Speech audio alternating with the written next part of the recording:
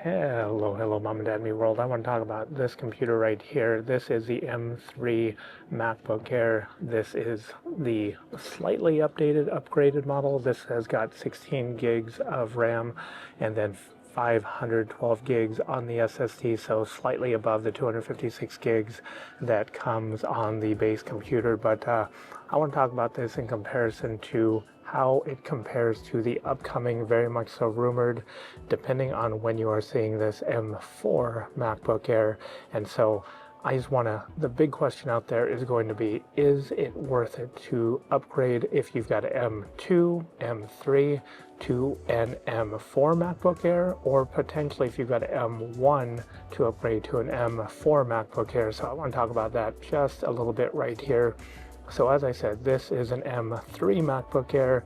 We had just picked this up, but I am not 100% set on keeping this particular computer because it has a lot of particular wear on it for the price that we pay for it. We picked this up from Best Buy open box fair condition.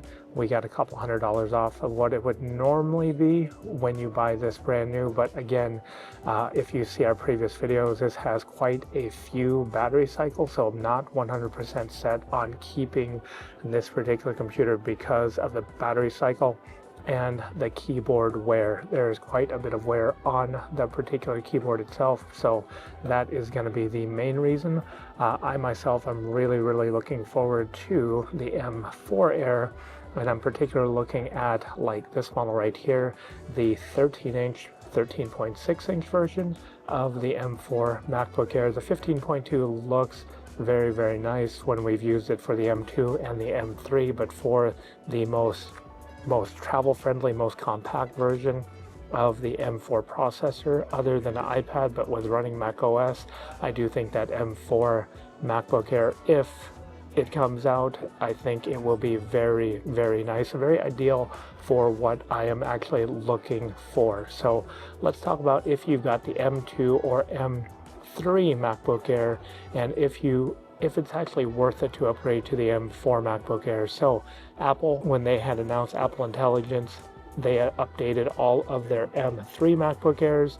I did actually use an M3 MacBook Air with 8 gigabytes of RAM, but then they took all of those M3 MacBook Airs and even the M2 MacBook Airs and made 16 gigs of RAM the baseline standard. So with 16 gigs of RAM the baseline standard, and then the lower price or lower entry level for the M2, and then the M3 when they are on sale, and then if you can find them on open box, a better price for those, I actually think that might be worth it. So the thing is, what are you looking for in the processor? So you may have slightly faster processor and CPU, so maybe 10 to 15% more processing power for both CPU and GPU, and then you're going to get the same baseline storage, same baseline RAM, and so now you're just really looking at that CPU.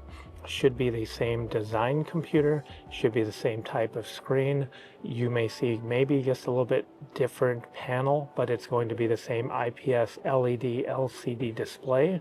You're still going to get the same 2 ports right here on the side right here, your USB-C Thunderbolt ports.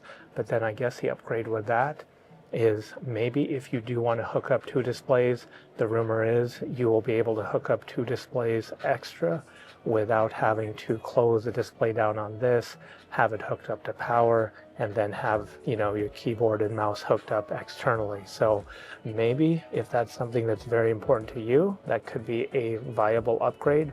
But my own opinion, if you could be okay with that slight less power improvement, that 10 to maybe 20% less power with an M2 or M3 MacBook Air, maybe just stick with the M2 or M3, especially if you've got one of those with the 16 gigs of RAM or the 24 gigs of RAM.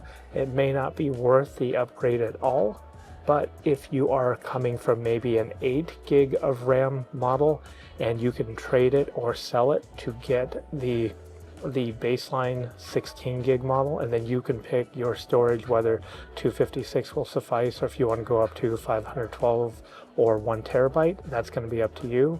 But if you've got that 8 gig of RAM model and you find yourself hey, it may be a little bit too slow for multitasking. Maybe you just really want that standard 16 gigs. And I say, if you can get a great trade-in value, or if you can sell it for a pretty good amount where upgrading is not just out of this world, you know, over the top, I say definitely do so. But I will say the definitive upgrade is if you've got the M1 MacBook Air. So the M1, my son actually uses the M1. It is a great looking computer. It's got that wedge shape. It looks beautiful, that standard silver aluminum. And you've got those USB-C ports, but the thing you don't have with the M1, and if you take a look right here on the side, you've got this port right here. I absolutely do love the MagSafe port. I think the MagSafe is absolutely phenomenal. To have MagSafe, I think that is one of Apple's best ports, is that MagSafe port. And that MagSafe port, I absolutely do love using that MagSafe. I think you've got the MagSafe port for charging, and then you've got 2 additional USB-C/Thunderbolt ports for just that, for just additional connectivity. So you've got M1, you're unhappy with your M1, you want to upgrade.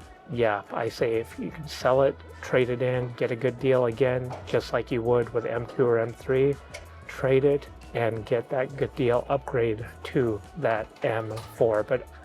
But at the end of the day, you can take specs, throw them out the window. It's all going to be up to you and what you are comfortable with and what you want. So just wanted to shed a little light, give you a little bit of perspective on how I'm seeing this. So if you enjoyed this video, you know what to do. Like, share, comment, subscribe. It all helps out our channel. And until next time, thanks for watching. Bye for now. Hopefully the M4 is out soon.